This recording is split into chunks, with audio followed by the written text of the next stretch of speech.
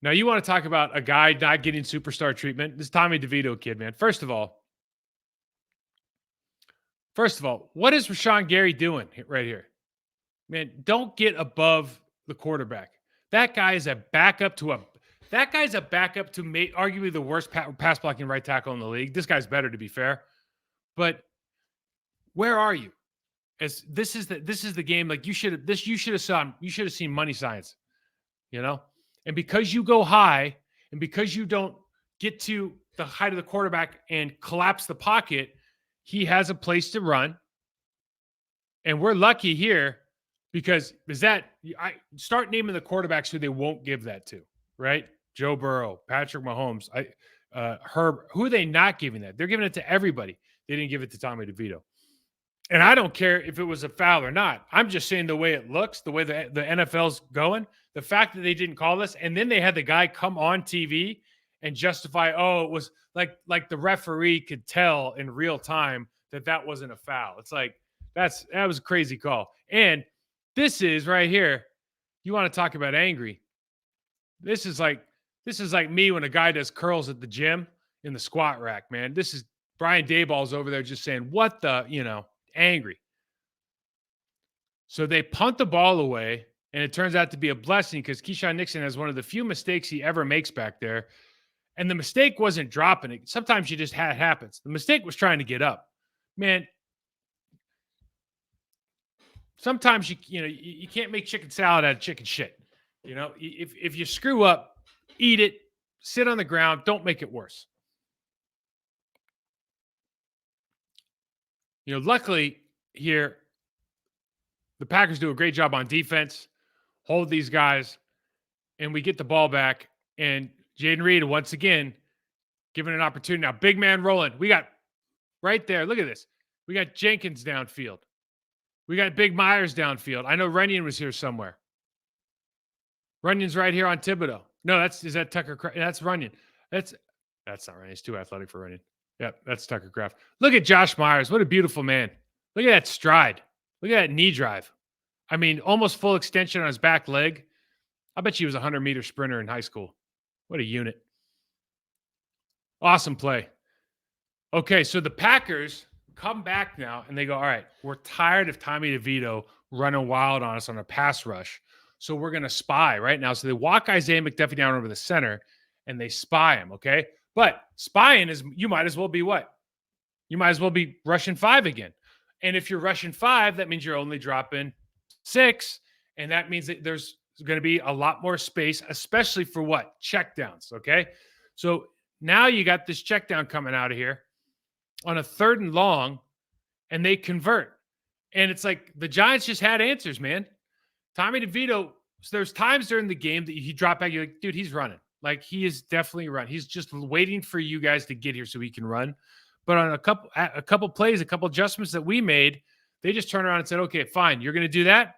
We'll bang out, we'll chip out, and we're just going to hit that check down. So they had answers for us. And listen, that's not like rocket science, okay? Everybody's going to have that kind of answer.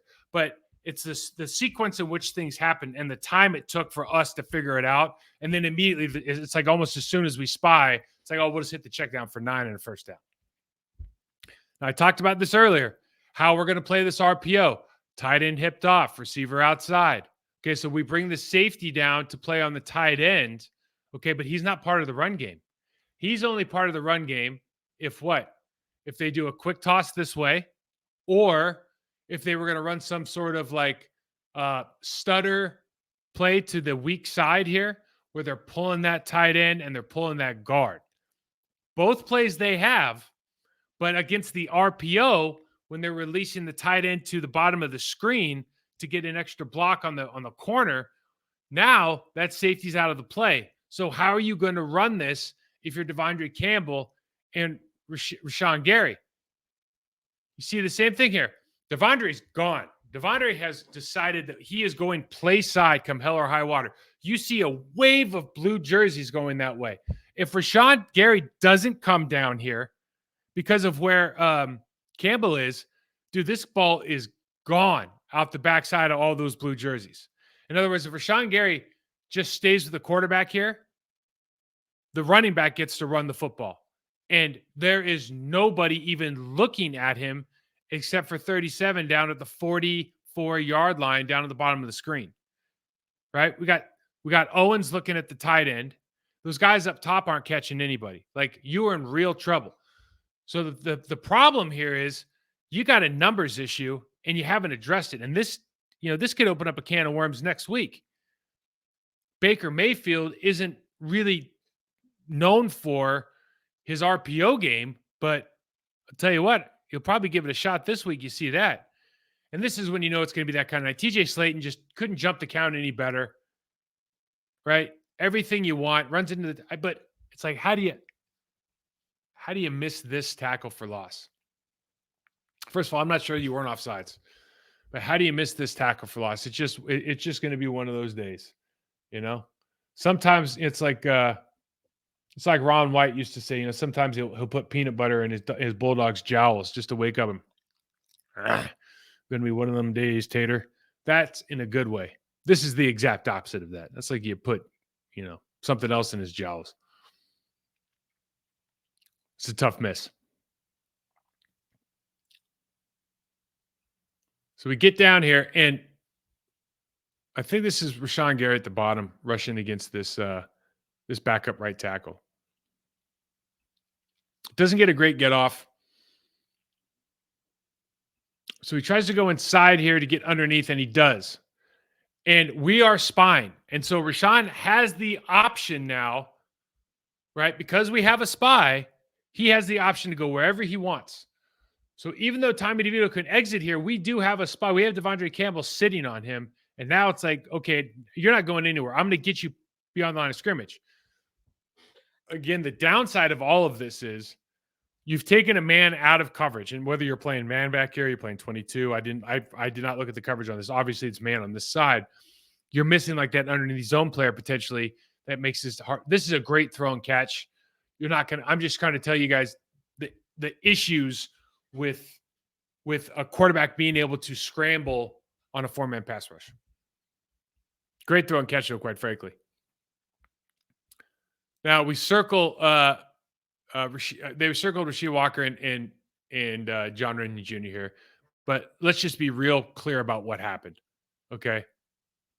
When we look at this, it's going to be that kind of night. Josh Myers is going to literally trip John Runyon Jr. as he's trying to block 360, 70, 80-pound Dexter Lawrence. And the running, I think that's Patrick Taylor, is literally stepping on Rasheed Walker's foot as the defensive end is going to do that's Al-Jawari, is trying to do a left arm pull through arm over for a sack. Okay. Like, this stuff happens in football. This is not because John Runyon Jr. is not any good. This isn't because they shouldn't have taken Josh out and put him in. This is because they got stepped on and tripped. And it just sucks, but this is the life of an offensive lineman. You see that John Runyon Jr. is smart, though. He pops up as fast as possible. Now, later in the game, down on the 30, I think this is a third down and something or other. Kind of a critical play in the game, 13-13, fourth quarter. Jordan Love checks this call at the line of scrimmage, and he gives a hand signal out to the receiver up on the top of the screen. And the signal is, I'm throwing the ball to you, run a go. Okay. I'm going to try to hold the safety, run a go. We have zone coverage down beneath.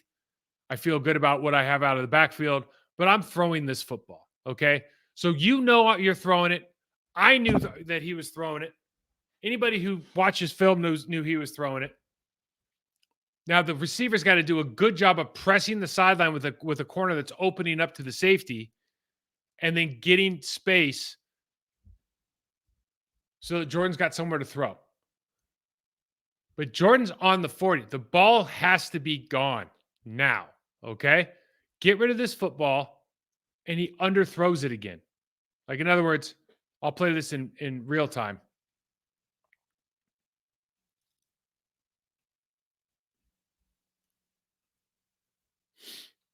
The ball has to be gone. It's 1, 2, 3, 4, 5, or 1, 2, 3. Throw the ball. Don't hitch it. Throw it. And if you're going to hitch, man, because you're running out of room, it's got to be on a tighter rope, which is going to make the angle more difficult because the DB is going to be able to get up there. So you got to let this ball go with good arc and good pace earlier. And so you like the decision. You like that he's going through it. You don't even mind the placement. It's the timing that makes the placement poor. We saw this earlier. We got Devondre Campbell, Rashawn Gary. I think that's Rashawn, but it's an outside linebacker, defensive end on the top of the screen there in the circle. We're doing this whole, one's hitting the B gap, the one's coming behind him, and they're trying to crash down. They've done a good job. They brought 17 in motion over the top, and that brings the safety out because he wants to have leverage on that player. And again, what this does is effectively makes it really difficult. You see Campbell's all the way upfield here. Rashawn Gary's coming underneath, but he's not going to be able to make this play because they're blocking back on the defensive tackle. This essentially makes it on a 1v1 with the defensive tackle. And then because McDuffie is trying to figure out what gap to go to, he ends up getting tangled up with the center. And the only player to make the play is the guy who has tried to get leverage on 17. So the safety misses this right here. I think is that Nixon? I believe that's Nixon. And so we got really Saquon's first big run of the night. And then this is just fundamentals. This is Owens. Listen, this can't happen. Right in the hole. And I know this, like the guy's got thigh, he's like got thunder thighs. He runs a 4.3. He's amazing. He squats 800 pounds. But it's your job, man. It's why it's how you get paid. Can't miss in the hole. And this is one of the more bizarre things I've ever seen because all of this is a fat man slow fall. If any of you are fat, portly, or know a friend that's fat or portly, I was once fat or portly, and I know very well that this right there, he's falling. He's still falling. They thought he's just doing a fat man fall. That's what fat men fall like. You fall kind of over time because if you fall all at once, it hurts, man. You're too big. So you fall over time. Saquon Barkley is just doing fat man slow fall here. And it ends up being a turnover. I was shocked that they made this call just because I'm a fat guy or a former fat guy, and I know exactly how fat guys fall, and he just did a fat man fall. You fall over the course of a couple of yards. So we get the ball back, and it, of course, leads to one of the best catches you're going to see all year. Really underrated catch. So first of all, Jayden Reed at the bottom of the screen. Could you be more open? Nope. Couldn't be more open. So he decided to do the hard thing here and throw it to the 5-yard out. But this is what you call a blind hands catch, meaning you should catch this ball with your hands in front of you, and he's catching the ball with his hands behind him. So he doesn't really see this catch as well as he'd want to. This is an incredible catch by him. Call that blind hands. Is it? It is beautiful. What a play. Now, they got to go for 2 to make this a 3-point game. And this is just a really tough block for Elgton Jenkins. And I don't know if he's allowed to maybe pull around on this or whatnot, but they're running the toss crack over here. And I think they're going to pull the center. But man, this is just, I've been here as a left guard. Like, this is such a tough one to just try to get out on here. And he just can't quite get outside leverage on that linebacker. And it's not like, it's just a really, really hard play that, like, it's one of those things that might work on paper, but, you run that in a critical situation, maybe he has the green light to pull around. He didn't want to. He thought he could get there, but that's just a really, really hard play. It looks like he had good footwork. It looks like he took a good angle, but, sometimes you're just not going to be able to get there on a guy who's already head up on you. So it leads to the Giants get the ball back with time. It's weird because they have the Dolphins score up there, the Titans-Dolphins score. But this is a great play on. This is a great throw and catch. 17 on Nixon really got him at the line of scrimmage. I'm sure everybody saw the replay. But look, this DeVito kid made some plays, man, and he just did. And I got to tell you, I thought he would brick this. You saw this guy. First of all, not the most physical specimen in the world. Not that it matters. You're playing kicker. But he just didn't look very confident. It looked like when he was on the sidelines, like the Giants fans had to like coax him into going onto the field. He just had this. He just had this look about him, like, yeah, maybe I'm not cut out for this. But I'll tell you what, I thought he would brick, and he ended up nailing that. So It's a tough sport.